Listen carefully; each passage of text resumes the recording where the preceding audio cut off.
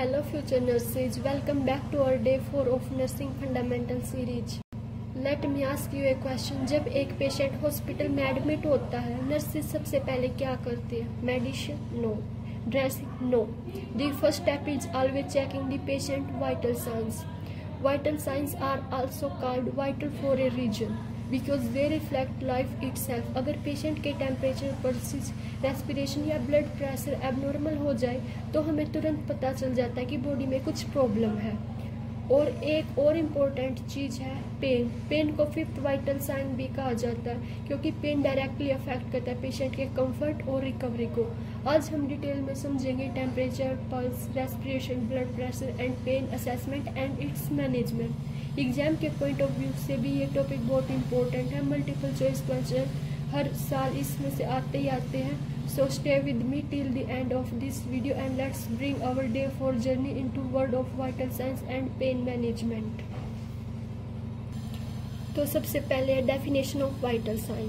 हम इसकी डेफिनेशन कर लेते हैं. Vital sign are the basic clinical indicator of a patient health that reflect essential body function like circulation, breathing and temperature regulation. Vital science क्या होते हैं? जो भी पेशेंट की हेल्थ होती है उसके बेसिक इंडिकेटर्स होते हैं जिसे हम नॉर्मली बॉडी के फंक्शन होते हैं, circulation, breathing and temperature regulation, हमें उनका पता लग जाता है कि वो नॉर्मल है या एबनॉर्मल. तो ये इस प्रकार हेल्थ के बेसिक इंडिकेटर्स होते हैं. They help in detecting illness, monitor treatment and identify emergency.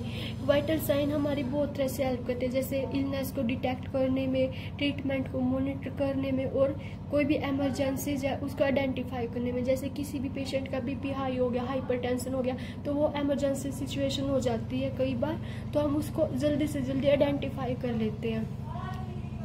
आगे 4 मेन वाइटल साइन. कौन कौन से वाइटल साइन होते हैं? मेन टेम्परेचर होता है, first, second pulse, third respiration and fourth is blood pressure. Temperature क्या होता है? इसमें रेगुलेशन ऑफ बॉडी हीट. जो बॉडी की हीट होती है उसको हम रेगुलेट करते हैं, उसका टेम्परेचर देखते हैं हमारी बॉडी का क्या टेम्परेचर होता है. सेकेंड है पल्स. इसको हम हार्ट रेट भी बोलते हैं, जो कि हम आर्टरीज के थ्रू पता लगाते हैं. थर्ड है रेस्पिरेशन, जिसको हम ब्रीथिंग रेट्स एंड पैटर्न बोलते हैं. फिर है ब्लड प्रेशर. ब्लड प्रेशर क्या होता है? Force of blood on arteries wall. जो भी आर्टरीज वॉल होती है उस पर हमारे ब्लड का प्रेशर अप्लाई होता है, उसको हम ब्लड प्रेशर बोलते हैं. आगे है मेमोरी टिप्स, जिसे हम याद रख सके. Remember TRP BP. इससे हम वाइटल साइन याद कर सकते हैं, जैसे T से टेम्परेचर, P से पल्स रेट, R से रेस्पिरेशन, B से ब्लड प्रेशर. और इसकी ट्रिक है take patients routine blood pressure, take से टेम्परेचर, पी से पल्स रेट, रूटीन से रेस्पिरेशन एंड ब्लड प्रेशर. अब आगे चलते हैं गाइस. टेम्परेचर. सबसे पहले हम टेम्परेचर करते हैं. टेम्परेचर क्या होता है? Body heat. इसकी कुछ नॉर्मल रेंज होती है. नॉर्मल रेंज ऑफ टेम्परेचर बहुत सारी साइट होती है जहाँ जहाँ से हम टेम्परेचर लेते हैं, जैसे ओरल हो गया, रेक्टल हो गया और टिम्पैनिक हो गया कान से, और एक्जिलरी होता है. लेकिन मेन हम ओरल से या एक्जिलरी से लेते हैं. इनकी अलग अलग रेंज होती है टेम्परेचर की, कई हाई होती है कई लो होती है. जैसे रेक्टल का हाई मिलता है टेम्परेचर, एक्जिलरी का लो होता है. इस तरह से डिफरेंट साइड पे डिफरेंट रेंज होती है. जैसे ओरल होता है 36.5 टू 37.5 डिग्री सेल्सियस, और फ़ारेनहाइट में कितना होता है? 97.6 डिग्री टू 99.6 डिग्री फ़ारेनहाइट. ये इसकी नॉर्मल रेंज होती है. और रेक्टल का कितना होता है? 37 टू 38 डिग्री सेल्सियस और 98 degree to 100.4 degree into Fahrenheit. और एक्जिलरी का कितना होता है? 36 to 30 degree Celsius and Fahrenheit में कितना होता है? 96.6 टू 98.6 डिग्री फ़ारेनहाइट. अगर हम एक्जिलरी से लेते हैं ना तो नॉर्मल में 1 ऐड कर देते हैं और रेक्टल में 1 माइनस कर देते हैं, तो हमारा वो नॉर्मल आ जाता है. आगे एबनॉर्मलिटीज. जब टेम्परेचर ऊपर नीचे हो जाता है तो इसमें कुछ एबनॉर्मलिटीज दिखने लगती है, जैसे कि फीवर को हम पायरेक्सिया भी बोलते हैं. जब नॉर्मल रेंज से हाई हो जाता है, फिर टेम्परेचर नॉर्मल रेंज से हाई हो जाता है तो हम उसका फीवर बोलते हैं।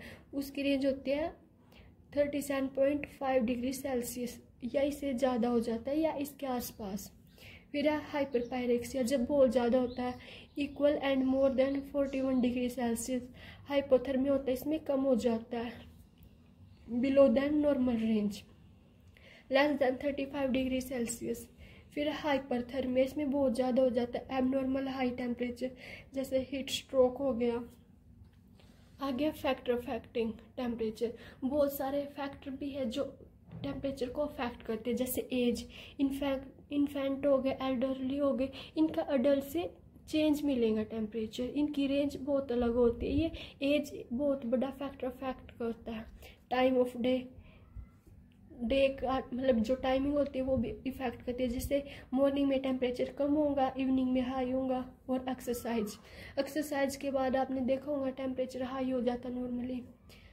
फिर है हार्मोन्स भी टेम्परेचर में अल्ट्रेशन करते हैं, जैसे ओव्यूलेशन के टाइम या प्रेगनेंसी में टेम्परेचर हाई होता है। स्ट्रेस एंड इमोशंस, जब स्ट्रेस और इमोशंस होते हैं वो भी टेम्परेचर हाई कर देते हैं। इन्वायरमेंट में अगर ठंडा इन्वायरमेंट है तो जो टेम्परेचर वो लो होगा और हाई में हाई। इलनेस इन्फेक्शन, जब हमें कोई भी इन्फेक्शन होता है या इलनेस होती है उस टाइम भी हमारा टेम्परेचर ऑटोमेटिक हाई रहता है।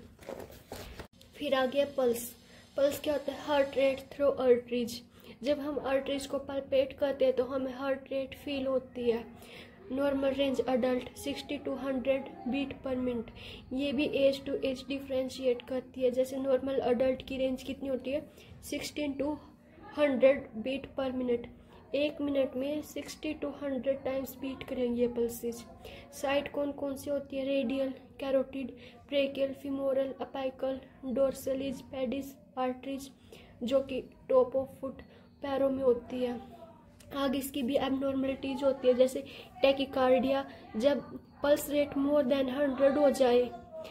ब्रैडिकार्डिया, जब पल्स रेट कम हो जाए, less than 60। And irregular rhythm, जिसको एरिथमिया भी बोलते हैं, जब पल्स रेट इरेगुलर हो जाए।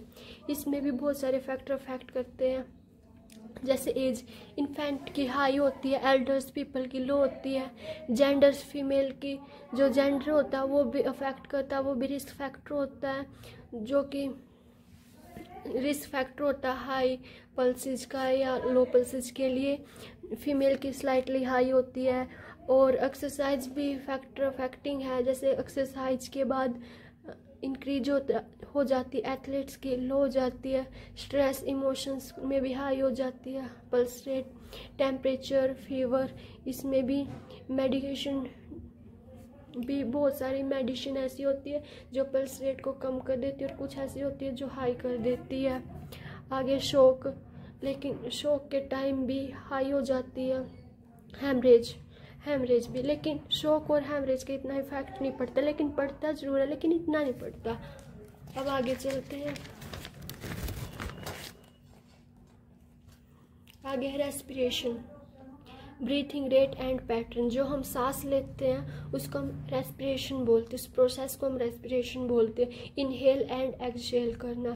इसकी नॉर्मल रेंज कितनी होती है? 12 to 20 ब्रीथ्स पर मिनट। एक अडल्ट एक मिनट में 12 to 20 टाइम्स ब्रीथ करता है। इसकी एबनॉर्मलिटी जो होती है, जैसे tachypnoea, more than 20 breath per minute, जब 20 से ज़्यादा बार ब्रीथ करे एक मिनट में उसको टैकीपीनिया बोलते हैं। फिर है ब्रैडीपीनिया, जब लेस देन 12। फिर एपनिया, नो ब्रीथिंग, जब ब्रीथिंग ही ना हो उसको एपनिया बोलते हैं। फिर है डिस्पेनिया, डिफ़िकल्टी ब्रीथिंग के टाइम हमें डिफ़िकल्टी महसूस हो उसको डिस्पेनिया बोलते हैं। ऑर्थोपेनिया, डिफ़िकल्टी व्हेन लाइंग फ्लैट, जब हम फ्लैट लेट जाते हैं तब हमें डिफ़िकल्टी लगती है सांस लेने में, उसको ऑर्थोपेनिया बोलते हैं। आगे Cheyne Stokes, alternating deep shallow and apnoea, इसमें भी एबनॉर्मलिटीज होती है। आगे रिस्क फैक्टर ऑफ रेस्पिरेशन, इसके भी बहुत सारे फैक्टर जो अफेक्ट करते हैं। फर्स्ट है एज क्या होती है? न्यूबॉर्न के रेस्पिरेशन रेट होती है वो हाई होती है, स्लाइटली बहुत ज़्यादा, और एडल्ट्स की लो होती है। जेंडर्स, जेंडर्स भी इफेक्ट करते हैं, exercise, stress, temperature, medication, altitude and illness, ये हमने पढ़ाई था, इनमें हाई होते हैं। ये सभी की जैसे टेम्परेचर की हो गई, रेस्पिरेशन की हो गई, पल्सेस की, बहुत सारे फैक्टर है जो सेम और वो इफेक्ट करते हैं नॉर्मल रेंज को। आ गया fourth, blood pressure, force of blood on artery वाल, जो भी आर्टरी वाल होती है उस पर फोर्स सप्लाई होता है ब्लड का, उसको हम ब्लड प्रेशर बोलते हैं। इसकी नॉर्मल रेंज कितनी होती है अडल्ट की? Systolic 100 to 120 mm of Hg, diastolic की कितनी होती है? 60 to 80 mm ऑफ Hg, और एवरेज कितना होता है? 120/80 mm ऑफ Hg। ये नॉर्मल रेंज होती है ब्लड प्रेशर की। इसमें भी एबनॉर्मलिटी जो होती है, जैसे हाइपरटेंशन, जब ब्लड प्रेशर ज़्यादा हो जाए, more than 140/90 degree and equal to 140/90 mm of Hg। Hypotension क्या होता है? जब ब्लड प्रेशर कम हो जाए नॉर्मल रेंज से, जैसे 90 to 60 mm of Hg। Orthostatic hypotension क्या होता है? जब हम खड़े हो तो सडनली हमारा जो ब्लड प्रेशर है वो फॉल हो जाए, बिल्कुल कम आ जाए। आगे इसके फैक्टर अफेक्टिंग क्या है ब्लड प्रेशर के? एज के साथ साथ ब्लड प्रेशर ज़्यादा होने लगता है। जेंडर में मेल्स में ज़्यादा होता है, फीमेल्स में कम होता है। रेस, अफ्रीकन जो ओरिजिन होता है उनका भी ज़्यादा होता है ब्लड प्रेशर। एक्सरसाइज के बाद भी ज़्यादा होता है। स्ट्रेस, इमोशन, ओबेसिटी, मेडिकेशन, इनमें से भी ज़्यादा होता है। अब आगे पेन असेसमेंट। अब हमारा टॉपिक है pain assessment and its management. सबसे पहले हम पेन को समझ लेते हैं। Definition of pen. पेन क्या होता है? N unpleasant sensory and emotional experience associated with actual and potential tissue damage. जब भी हमारी टिश्यू डैमेज होती है तो हमें अनप्लेजेंट सेंसरी फीलिंग होती है, बहुत पेन होता है जिसको हम पेन बोलते हैं। उस फीलिंग्स को हम पेन बोलते हैं जो अनप्लेजेंट होती है। इसके टाइप है एक्यूट, क्रोनिक पेन, जो मेन है acute and chronic pain. Acute pain क्या होता है? सडन, शॉर्ट टर्म, ये शॉर्ट टर्म के लिए होता है लेकिन सडनली होता है। क्रोनिक पेन होता है long term, 3 to 6 month, and ये लॉन्ग टर्म होता है। और जब हम इसको हील कर देते हैं ये उसके बाद भी रहता है। फिर थर्ड है नोसिसेफेटिक पेन, जो from injury to body tissue, जो बॉडी टिश्यू होते हैं उसकी इंजरी होती है तो हमें ये पेन होता है। और फोर्थ है न्यूरोपैथिक पेन, जब नर्व डैमेज हो जाती है या बर्न हो जाता है तब हमें ये पेन होता है। आगे पेन की असेसमेंट। हम उसके लिए PQRST मेथड का यूज करते हैं। P से व्हाट मेक पेन बेटर और वर्स, वो क्या रीजन है जो पेन को बेटर और वर्स और ज़्यादा गंदा बना रहे हैं। क्यों से व्हाट टाइप ऑफ पेन, किस तरह का पेन है, शार्प है या बर्निंग है, किस तरह का पेन है। फिर है R से where is the pain, pain की क्या लोकेशन है, कहाँ पे पेन है। फिर S से how strong is pain, pain कितना स्ट्रॉन्ग है जिसे हम स्केल से मेजर करते हैं। T से when did it start, means time. T से ये कब स्टार्ट हुआ था पेन। फिर आगे पेन स्केल। पहला पेन स्केल होता है 0 to 10 नंबर स्केल। इसमें हम अकॉर्डिंग टू नंबर हम पेन को मेजर करते हैं और रेटिंग देते हैं। जैसे 0 पे नो पेन एंड 10 जो सबसे हाई होता है वर्स्ट पेन, और जो इसके बीच के नंबर है 1 2 3 4 पेन के अकॉर्डिंग हम उसको रेटिंग देते हैं, उसको नंबर देते हैं। फिर है फेस स्केल, हम फेस को देख के हम पेन मेजर करते हैं। जैसे चाइल्ड पॉइंट टू फेस, अगर बच्चा है अगर वो स्माइल कर रहा तो कोई पेन नहीं, अगर क्राई कर रहा तो वर्स्ट पेन है।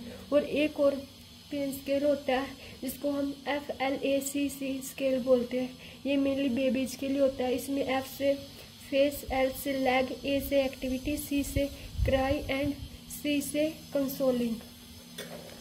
अब आगे है साइन ऑफ पेन। जो पेन है उसके क्या साइन होते हैं। जैसे फर्स्ट है बॉडी चेंजेस, हमारी बॉडी में क्या क्या चेंजेस होते हैं। फास्ट हार्ट बीट होंगी, फास्ट ब्रीथिंग होंगी, हाई BP होंगे और बहुत सारा स्वेटिंग होगा। फिर आगे है बिहेवियर साइन, वो कौन कौन से होते हैं, जैसे crying, restlessness, no sleep and no eating, ये सभी साइन होते हैं पेन के। आगे पेन मैनेज, पेन को कैसे मैनेज करते हैं, उसकी क्या क्या मैनेजमेंट रहती है। इसकी दो तरह से रहती है, नॉन फार्माकोलॉजिकल एंड फार्माकोलॉजिकल।